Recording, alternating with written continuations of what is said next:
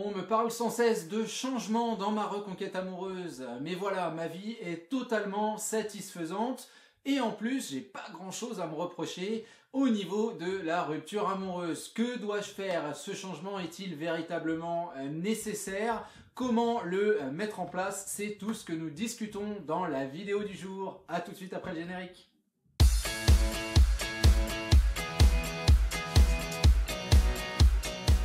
Salut à vous, c'est Jean-Baptiste de jbmarcy.com, ravi de vous retrouver en ce jeudi pour notre petite traditionnelle séance hebdomadaire en vidéo avec un questionnement aujourd'hui qui porte sur l'évolution personnelle, sur le changement. En effet, votre vie est peut-être totalement satisfaisante, vous avez peut-être un super boulot, un super cercle familial, un super cercle amical, patate d'activités, vous faites des voyages, bref, pas grand chose, pas grand domaine sur lequel vous pouvez creuser, et cerise sur le gâteau, votre ex au moment de la rupture n'a pas eu l'air de vous signifier le fait d'avoir fait de grosses erreurs, d'avoir de grands errements, de gros manquements au niveau relationnel. Du coup, vous vous dites que vous ne savez pas véritablement sur quel pied danser et vous vous demandez si la notion de changement en elle-même, elle est véritablement nécessaire. Est-ce que c'est pas un petit peu de la poudre aux yeux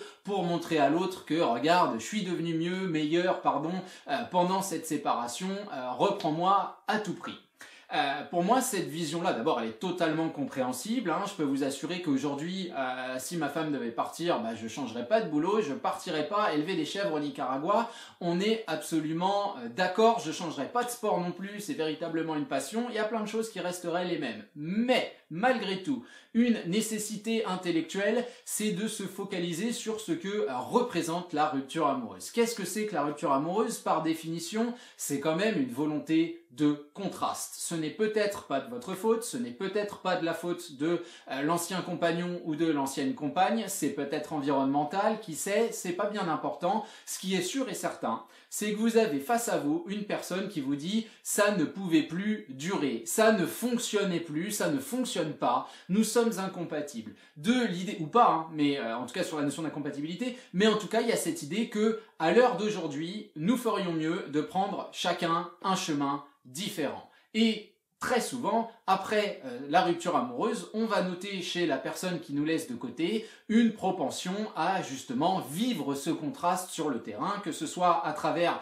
des activités qu'on ne lui connaissait pas, qu'on ne savait pas qui l'intéressaient, que ce soit à travers des rencontres, là aussi de profils qui peuvent paraître étonnants, de choses qui sortent un petit peu du cadre de l'ordinaire, qui peuvent paraître par exemple immatures ou complètement éloignées donc des goûts et couleurs qu'on avait jusqu'ici. Et cette volonté de contraste, c'est quelque chose de évidemment totalement naturel qui quelque part finalement intellectuellement fait un petit peu partie de cette idée de pacte. En s'intéressant à la notion de ce contraste, on comprend aussi que dans une rupture amoureuse, il y a un constat d'impossibilité. Et puis le contraste, quelque part, la question c'est de savoir s'il ne va pas un petit peu renforcer ce constat, cette idée, comme je vous le disais, que entre nous, c'est terminé, ça ne peut pas fonctionner, etc., etc., etc. Très bien. S'il y a cette notion de contraste, c'est donc que nous voulions vivre quelque chose de différent. Votre absence de changement, que signifie-t-elle? Que techniquement, dans la communication, dans le retour à vos côtés et dans le fait de vivre une nouvelle histoire d'amour avec vous, très rapidement, s'il n'y a pas de changement, s'il n'y a pas d'intériorisation, notamment psychologique, d'une nouvelle vision du couple, il y a quand même de grandes chances qu'on retombe dans les mêmes critères, qu'on refasse les mêmes erreurs ou que nous ayons les mêmes réactions à ce que nous catégoriserons comme les erreurs de l'autre personne. Je donne un exemple très simple sans rentrer dans les détails d'une personne qui avait réussi finalement à mener sa reconquête très rapidement et donc sans changement et dont la grosse problématique était une question de jalousie, de possessivité. On se remet avec la personne et au bout de 3 semaines, on se fait quand même gauler les mains sur le téléphone de l'ex qui était redevenu la personne avec qui on vivait au sortir de sa douche en train de vérifier ses messages pour savoir si elle drague à gauche et à droite. et on se dit mais comment peut-on faire une telle erreur? Je veux dire, techniquement, on a quand même vécu une rupture amoureuse, on a quand même réussi à mener sa reconquête, on a quand même réussi à surmonter certaines difficultés, même si en l'occurrence là c'était allé très très vite, et on arrive à refaire exactement la même bêtise, on arrive à ne pas vaincre le démon qui était pourtant plus qu'identifié, hein, on l'avait pris en photo sous toutes les coutures, c'était pas très compliqué de se dire bah tiens, mes mains la prochaine fois je les mets pas sur le téléphone, je les mets dans mes poches, dans mon nez s'il faut, je fais autre chose, mais jamais de ma vie je ne remontrerai cette jalousie puisqu'elle avait mené à la rupture. Et là on s'est aperçu que finalement ce qui nous intéresse c'est pas techniquement que vous alliez faire du sport et que vous vous rajoutiez un abdo ou que vous fassiez de l'ULM pour démontrer à votre ex t'as vu je fais de l'ULM, la classe internationale, on s'en fout, c'est pas ça qui nous intéresse. Non, vous n'êtes pas un produit, le but c'est pas de rajouter une ligne à la description de ce produit, c'est pas de vous vendre mieux, c'est pas que vous soyez plus performant, le but c'est qu'on ait ce sentiment à votre contact qu'effectivement il y a une vraie différence dans votre approche, dans votre communication, dans votre psychologie. L'être humain, qui est-il, qu'est-il finalement? C'est une sorte de réceptacle, si vous voulez, qui se remplit au fur et à mesure de ses expériences. Nous sommes tous influencés de manière incroyable par notre environnement. Et je veux dire en ce moment, cet argument, il est béton armé parce qu'on voit tous autour de nous des réalités qui nous sortent un petit peu par les yeux, qu'on ne comprend pas hein, avec Covid-19. Hein, ces idées extrêmes des deux côtés du débat, entre guillemets, j'ai pas envie de prendre position, mais vous voyez à peu près de quoi je parle. On voit que l'être humain, selon ce qu'il vit, eh ben, effectivement, il va derrière réagir de manière complètement différente et dans des domaines qui ne sont pas directement liés à l'épidémie. Je veux dire très clairement, on parle de maladie et encore une fois on parle de PQ. Le rapport, il n'y en a pas hein, techniquement, parce que à part si vous le mangez le PQ, je vois pas très bien à quoi sert les 88 rouleaux que vous avez stockés à la cave, quoi. Donc il y a quand même cette idée que un événement, et nous on va parler de multiples événements puisque la vie de l'être humain c'est pas juste le Covid, hein, c'est plein d'autres choses qui se passent, notamment en matière de relationnel. Un événement va avoir un impact sur plusieurs domaines de votre vie. Comment vous faites vos courses, comment vous gérez l'hygiène, comment vous gérez le contact avec d'autres personnes, etc., etc., etc. À partir de là, en inversant un petit peu le raisonnement, on comprend que la diversification des terrains de votre découverte, de votre curiosité, va effectivement entraîner psychologiquement un impact, une richesse, une connaissance qui va vous faire réagir différemment face à votre ex. Oui, c'est peut-être en allant faire de l'ULM que vous allez découvrir des choses intéressantes, notamment des profils intéressants, parce qu'il y a ça aussi que je n'ai pas encore mentionné et qui est très très très important, c'est de se dire que plus les activités qu'on va faire vont être prenantes, palpitantes, que ce soit au niveau du focus physique, hein, que vous vous mettiez en action, ou au niveau des convictions, à travers des associations, des partis politiques, etc., etc., plus vous allez rencontrer des profils qui sont passionnés ou engagés et avec lesquels vous allez très rapidement partager sur des choses qui vont vous toucher. Vous allez apprendre différents systèmes de réaction, différentes pensées, différentes méthodologies, etc.,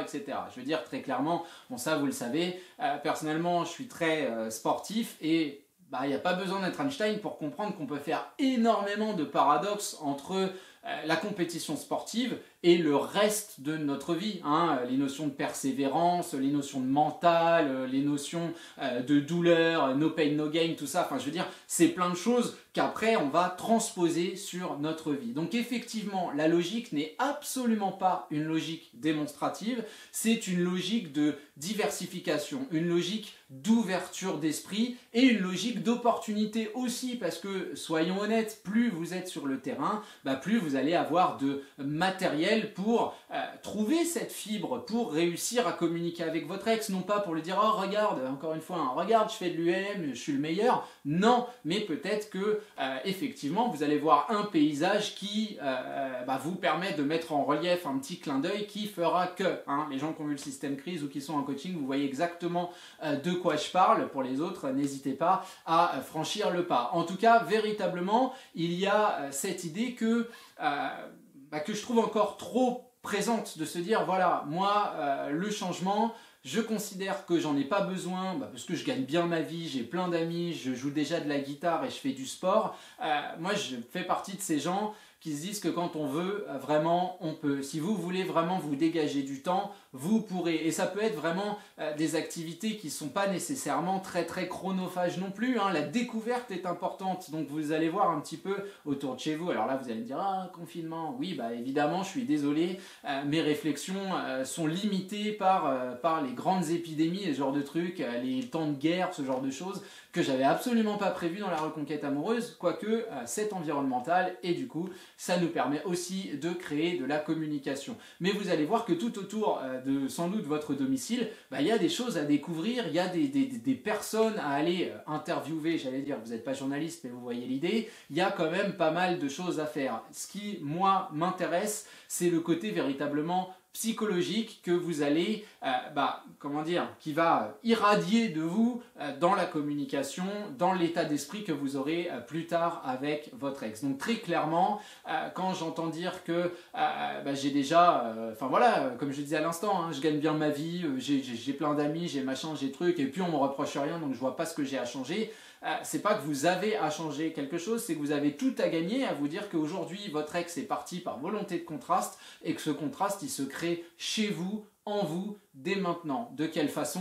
Encore une fois, c'est vous qui voyez, c'est totalement personnel. Et puis quand on parle de switch, hein, on se dit aussi que de continuer les activités que vous faisiez déjà avec votre ex, c'est pas que c'est mal, mais c'est que forcément, je sais pas, moi vous jouiez de la guitare avant la rupture amoureuse, vous continuez d'en jouer, c'est très bien, j'ai absolument rien contre la guitare et je ne dis pas encore une fois qu'il faut laisser la guitare au placard, je dis juste que sur cette guitare-là, il y a peut-être un moment où vous, en passant un palier, je sais pas, il y a un accord que vous arrivez à sortir que vous n'arriviez pas avant, vous allez peut-être penser à elle et vous allez peut-être avoir même envie d'être dans la démonstration plus que si tout à coup, je sais pas, vous vous mettez à vous intéresser aux champignons et à la cueillette en pleine montagne, que sais-je. Mais l'idée est véritablement là, le changement n'est pas une démonstration, le changement est une force personnelle qui permet de nous ouvrir à notre environnement, d'en recevoir de l'expérience et de transformer cette expérience dans une boule d'énergie qui aura, oui, un impact dans notre communication, dans notre état d'esprit et au moment où vous reverrez votre ex. Voilà, j'espère que le contenu est relativement clair. Je voulais aussi parler d'une petite nouveauté, pas vraiment, mais d'une mise à jour. Je travaille en ce moment un peu comme un fou sur les podcasts à la demande sur mon site. Je ne sais pas si vous avez vu, j'ai un abonnement de podcast où vous avez un podcast qui se débloque par jour tant que votre abonnement est valable. Je viens d'enregistrer le numéro 700, donc il y en a quand même pas mal. Et effectivement, ça pose la problématique de se dire quand j'écoute un podcast, si je commence au 1, s'il faut que j'attende 1 an et demi pour écouter le dernier qui lui m'intéresse énormément, ça va être compliqué. Ces podcasts sont présents à la demande. Je viens de mettre en ligne la dernière page, donc n'hésitez pas à aller regarder. Je mettrai le lien dans la description. Et pourquoi je vous dis ça? Tout simplement parce que le site internet sur lequel le provider sur lequel je stocke tout ça me permet depuis peu, qui est une option très importante qui n'était pas présente, en cas de résiliation de votre abonnement, quand vous passez par l'abonnement, que vous gardiez ces podcasts-là, ce qui n'était pas le cas jusqu'ici et qui évidemment moi me posait un problème pour vous, quoi, se dire que vous avez payé quelque chose et que vous n'y avez plus accès, ça me posait un gros problème, d'où le manque de communication vis-à-vis des podcasts sur la chaîne. Maintenant, voilà, ça c'est clair, c'est net et précis, vous pouvez avoir accès à tout ce que vous voulez réécouter. Sur ce, j'arrête ma petite publicité, je vous laisse réfléchir à tout cela, comme d'habitude, n'hésitez pas à partager la vidéo, à liker, à continuer à motiver pour que cette chaîne continue de grandir. Un grand merci à vous pour votre fidélité et je vous dis à la semaine prochaine pour un prochain contenu. Salut à vous!